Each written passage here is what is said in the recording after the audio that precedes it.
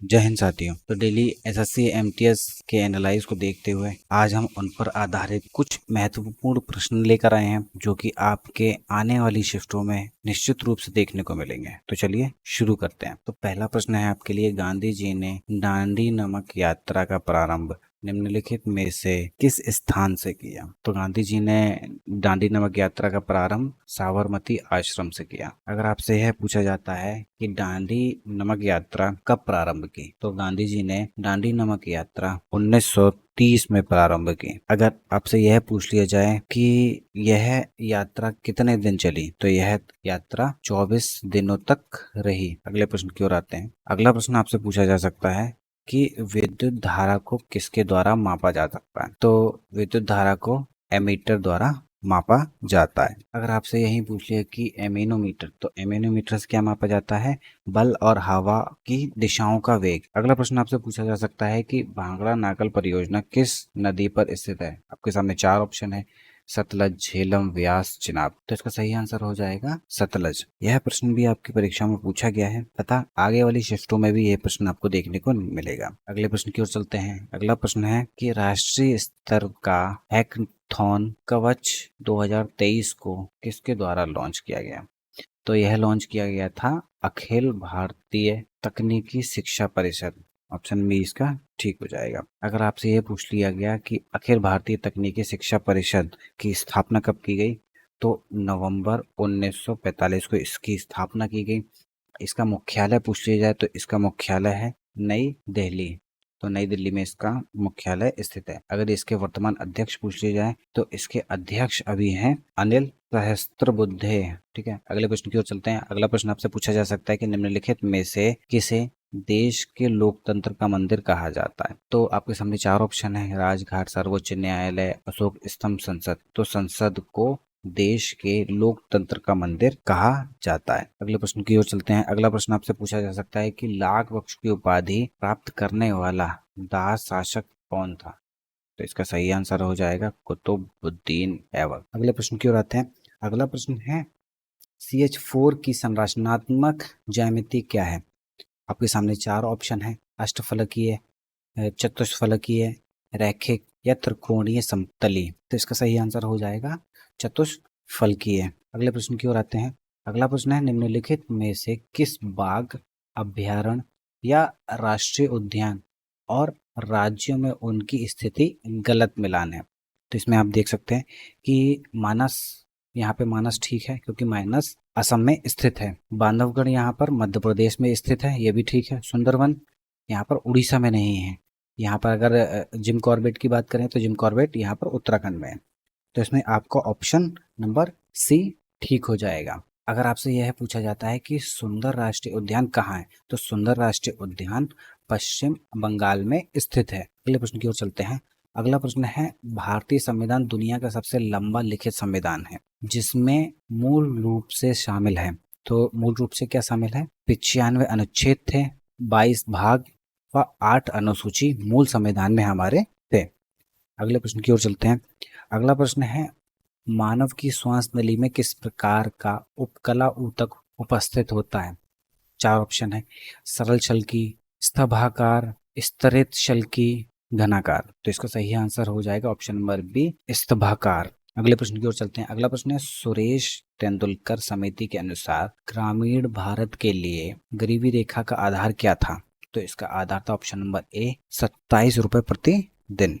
अगले प्रश्न की ओर चलते हैं। अगला प्रश्न आपसे पूछा जा सकता है अमरकंटक श्रेणी से निकलने वाली नदियां निम्नलिखित में से किस प्रारूप की उदाहरण है? तो आपके सामने चार ऑप्शन है, जालीयुक्त, वृक्षवत, आर्य या केंद्राभिमुख। तो इसका सही आंसर हो जाएगा आर्य। यह प्रश्न आपकी प्रीवियस जितने भी अभी शिफ्ट हो रही हैं उन सब के एनालाइज को देखते हुए इन प्रश्नों को यहाँ पर एक संगठित किया गया है, उनसे रिलेटेड प्रश्नों को यहाँ पर रखा गया है कि आगे आपसे किस प्रकार से प्रश्न पूछे जा सकते हैं। तो आप इन प्रश्नों को जरूर देखें। अगर आपको वीडियो अच्छी लग रही है तो वीडियो को लाइक करें व चैनल को सब्सक्राइब करना ना भूलें, क्योंकि डेली एनालाइज के साथ साथ हम डेली प्रैक्टिस सेट भी अपने चैनल पर लेकर आ रहे हैं। बदरुद्दीन तैयब जी ने कहाँ आयोजित कांग्रेस अधिवेशन की अध्यक्षता की? मद्रास, मुंबई, दिल्ली, लाहौर। तो इसका सही आंसर हो जाएगा मद्रास। अगले प्रश्न की ओर चलते हैं। अगला प्रश्न है चंद्रप्रद्योत किस प्राचीन गणराज्य के राजा थे? तो चार ऑप्शन है, काशी, अंगा, अवंती या वज्जी। इसका आंसर हो जाएगा अवंती। अगला प्रश्न देखते हैं। अगला प्रश्न आपसे पूछा जा सकता है कि जिस गोलीय दर्पण का परावर्तक पृष्ठ बाहर की ओर मुड़ा होता है उसे आप क्या कहते हैं? तो चार ऑप्शन है, उत्तल, पिरामिड, अवतल या पारदर्शी। तो इसका सही आंसर हो जाएगा उत्तल दर्पण। अगले प्रश्न की ओर चलते हैं। अगला प्रश्न है, भारतीय सेना ने दिसंबर 2022 में मेघालय में उमरोई में ताजिंद प्रशिक्षण अभ्यास किस देश के साथ किया? ऑप्शन है कुवैत, कजाकिस्तान, किर्गिस्तान या केन्या। तो इसका सही आंसर हो जाएगा कजाकिस्तान। यहाँ पर आपको कुछ ऐसे ही महत्वपूर्ण सैन्य अभ्यास में करा देना चाहता हूँ, जैसे कि धर्म गार्जियन। आपसे ये एग्जाम्स में बहुत पूछा जाता है और एसएससी का ये फेवरेट क्वेश्चन है। तो धर्म गार्जियन, तो धर्म गार्जियन किसके साथ होता है? जापान के साथ। ऐसे ही हैंड इन हैंड ये होता है अपना चीन के साथ। ऐसे ही अगर बात करते हैं काजिंद की, तो काजिंद होता है कजाकिस्तान के साथ। अगर बात करते हैं संप्रीति की, तो संप्रीति अपने पड़ोसी देश बांग्लादेश के साथ। अगले प्रश्न की ओर आते हैं। अगला प्रश्न आपसे पूछा जा सकता है पंचवर्षीय योजना से कि किस पंचवर्षीय योजना का मुख्य नारा तेज और अधिक समावेशी विकास की ओर था? तो 11वीं पंचवर्षीय योजना का जो उद्देश्य था वो तेज और अधिक समावेशी विकास की ओर था। अगर बात करते हैं कि 11वीं पंचवर्षीय योजना कब से कब तक रही, तो यह 2007 से लेकर 2012 तक रही। चलिए अगले प्रश्न की ओर आते हैं। प्रसिद्ध राजा कृष्णदेव राय निम्नलिखित में से किस राजवंश के थे? तो आपके सामने चार ऑप्शन है, अराविदु वंश, होयसला वंश, सालोवा वंश या तुलुव वंश।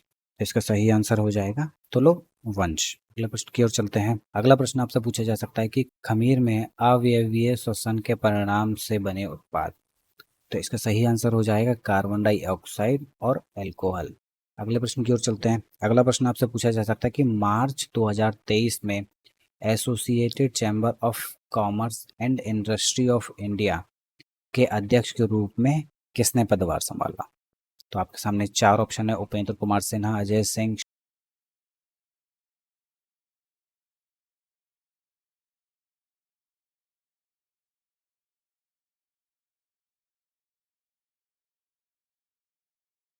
पीपल के नीचे ज्ञान की प्राप्ति हुई थी। तो इसका सही आंसर हो जाएगा गया। अगले प्रश्न की ओर चलते हैं। अगला प्रश्न है अंतर्राष्ट्रीय महिला दिवस 2023 का विषय। हमको थीम बतानी है इसमें कि थीम क्या रही। तो थीम थी डिजिटल लैंगिक समानता के लिए नवाचार और प्रौद्योगिकी। इसका आंसर भी ठीक हो जाएगा। अगला प्रश्न देखते हैं। अगला प्रश्न है डाल्टन के परमाणु सिद्धांतानुसार एक परमाणु है को, तो इसका सही आंसर हो जाएगा ना तो निर्मित किया जा सकता है और ना ही नष्ट किया जा सकता है। अगले प्रश्न की ओर चलते हैं। अगला प्रश्न है भारतीय संविधान के किस प्रावधान के तहत भारतीय पर्यावरण की सुरक्षा और सुधार करना भारत के प्रत्येक नागरिक का कर्तव्य है? तो इसका सही आंसर हो जाएगा अनुच्छेद 51A। अगर आपसे यह पूछ लिया गया कि हमारे कितने मौलिक कर्तव्य हैं, तो हमारे 11 मौलिक कर्तव्य हैं। अगले प्रश्न की ओर चलते हैं। अगला प्रश्न है कि मार्च 2023 में गणित के लिए एवल पुरस्कार किसे प्रदान किया गया?